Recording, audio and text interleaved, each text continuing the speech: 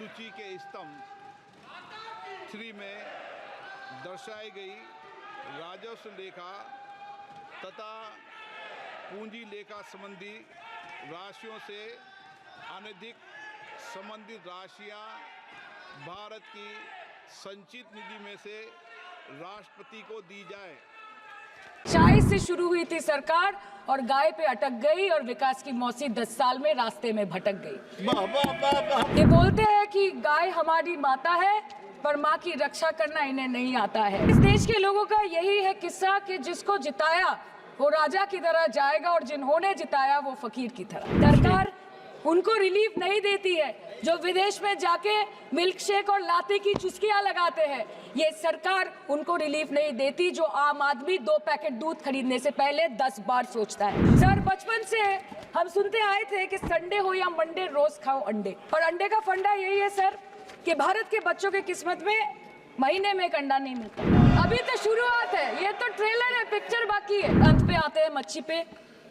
आप लोगों को ज्यादा पसंद नहीं पर हम क्या करें, हम तो माछे भाते बंगाली है, हमको तो बोलना ही पड़ेगा। 3 से 303 से 240 के आंकड़े बोलते हैं कि इस बार जो आप चले गए तो दोबारा लौटने की संभावना नहीं होगी। नीट के घोटाले से लेके नीट के घोटाले से लेके जीएसटी के बोझ तक, एयरपोर्ट की छत टूट जाने से लेके रेल पटरी से छूट जाने तक तृणमूल कांग्रेस के सदस्य, हर सांसद देश के हर गंभीर मुद्दे पर चर्चा करेंगे। बस यही आपको बोलना था। Respected sir, Mahamati Manush is the Magna Carta of the governance of West Bengal and our party, and I feel truly honored that today I have been given the opportunity to talk on a ministry which is intrinsic to the Mahamati Manush of the country. हमारे किसान अपनी मवेशी को, अपनी फसल को माँ की तरह पूछते हैं। जिस खेत में वो हल चलाते हैं उस जमीन को नमन करते हैं। But does this major sector get support from the government? Sir, Indian agriculture supplies around 58% of India's livelihood and is a principal source of income for half of the population, accounting for 17 to 18% of the country's GDP. 70% of India's rural poor depend on livestock and farm animals. But does this sector get what it deserves? इसका जवाब अगर आप देश के किसान से पूछेंगे तो वो आपको यही बात बोलेंगे कि चाय से शुरू हुई थी सरकार और गाय पे अटक गई और विकास की मौसी 10 साल में रास्ते में भटक गई। Sir, exorbitantly high cost of cattle and poultry feed under the mismanagement of this sector by the current government and wholesale fodder inflation hovering between 25% to 28.6% in the last 2 to 3 years, it is a 9-year high. Sir, किसान खुद क्या खाएंगे? अपने परिवार के लोगों का खिलाएंगे? अपनी गाय भैंस भेड़ बकरी को क्या खिलाएंगे? सर ऐसे ही वारदात होते हैं जहां गरीबी से जूझता हुआ एक किसान उसको अपनी गाय भेड़ बकरी को बेचने में मजबूर करते हैं और अंत में जाके वो अपनी खुद की जान ले लेते हैं। सर पिछले 10 सालों में 1,12,000 किसानों ने इस देश में आत्महत्या की। एनसीआरबी की एक रिपोर्ट के अनुसार 10 साल में हर दिन इस देश में एवरेज में 30 किसान हर दिन अपनी जान ले लेते हैं। सर इस देश के लोगों का यही है किस्सा कि जिसको जिताया वो राजा की तरह जाएगा और जिन्होंने जिताया वो फकीर की तरह। सर ये बहुत गौरक्षा की भी बातें करते हैं। देश के लोगों को ये पता होना चाहिए that there is a fodder crisis in India and the union minister has himself stated in a written reply in Rajya Sabha that yes, the country is deficit in fodder. So it means that cows are dying without food in government-owned goshalas, especially the BJP-ruled state. 74,000 cattle had died at Panjrapols in Sundarnagar and Banaskantha district of Gujarat in the last 3 years.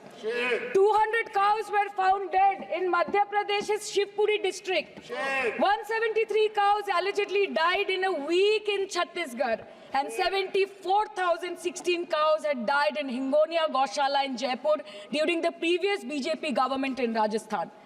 तो sir पहले खाना ही नहीं मिला, fodder crisis, फिर मिल भी जाए तो इतना महंगा कि किसान खरीद ही नहीं पा रहा है, फॉडर इन्फ्लेशन, और सर खाना मिल भी जाए तो पशुओं की बीमारी। उससे मुकाबला करने के लिए इस सरकार ने क्या किया? The Parliamentary Standing Committee on Agriculture, Animal Husbandry and Food Processing presented its report which stated that 32.7 lakh cattle were infected by the viral lumpy skin disease across several states and a whopping 2.4 lakh cattle died within months. ये बोलते हैं कि गाय हमारी माता है, पर माँ की रक्षा करना इन्हें नहीं आता है।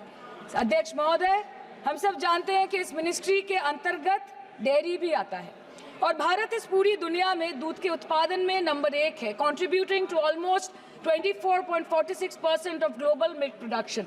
But since the government has not been able to bridge the gap between demand and supply, it has successfully turned the country from being the largest producer of milk to an importer of milk. In the last 10 years, due to the stagnation in milk production, the gains of white revolution has been systematically whitewashed. The dairy farmers are forced to throw buckets of milk on the highway protesting against meager remuneration for their produce. And the price of milk, on the other hand, has increased by a massive 55% in the past 10 years. It was rupees 36 per litre in 2014 and now rupees 56 per litre in 2024. When this government came to power, the first thing the milk producing companies regulated by it did was to increase the price of milk by rupees 2 per litre. This was their revenge on the people of India for not providing a majority to the BJP. आम आदमी के दूध, छाछ, लस्सी, दही, पनीर पर 5% की GST, cream, condensed milk, मक्खन, घी पर 12% की जीएसटी और अमीरों के हीरो पर सिर्फ 1.5% की जीएसटी। सरकार उनको रिलीफ नहीं देती है जो विदेश में जाके मिल्क शेक और लाते की चुस्कियां लगाते हैं। ये सरकार उनको रिलीफ नहीं देती जो आम आदमी 2 पैकेट दूध खरीदने से पहले 10 बार सोचता है। सर, बचपन से हम सुनते आए थे कि संडे हो या मंडे रोज खाओ अंडे। India rank 2nd in egg production in the world. और अंडे का फंडा यही है सर कि भारत के बच्चों की किस्मत में महीने में एक अंडा नहीं मिलता। मिड डे मील के चलते हफ्ते में अगर एक आध अंडा मिल भी रहा था तो कहीं धर्म के नाम पे तो कहीं महंगाई के चलते उसे बंद करने की मांग उठ रही है। Sir, more than 50% children under the age of 5 suffer from chronic malnutrition in the country and roughly 17% children are underweight, and yet most BJP ruled states do not serve eggs in midday meal scheme. This is the example of Poshan Kal in India. Sir, अंत पे आते हैं मच्छी पे। आप लोगों को ज्यादा पसंद नहीं, पर हम क्या करें, हम तो माछे भाते बंगाली है, हमको तो बोलना ही पड़ेगा। And not to forget that 2.8 crore fisher folk are employed directly in catching fish in the country and millions are employed in the value chain of selling fish and aquaculture. इस बीजेपी सरकार ने पिछले 10 सालों में इस देश के लिए क्या किया, उससे बड़ी तालिका बनेगी कि 10 साल में क्या क्या कर सकते थे पर किया नहीं। 2014 में जो किसान मोदी है तो मुमकिन है सोच के और अच्छे दिन के ख्वाब देख के बीजेपी को वोट दे रहा था, आज 10 साल बाद वो बोलता है कि मोदी है तो नामुमकिन है। शायद अभी वो किसान है भी नहीं। तो इसीलिए मैं बोलना चाहती हूँ कि समय बड़ा महत्वपूर्ण होता है अध्यक्ष महोदय और बड़ा बलवान। बंगाली में हम एक बात बोलते हैं कि समय गेले साधन होबे ना।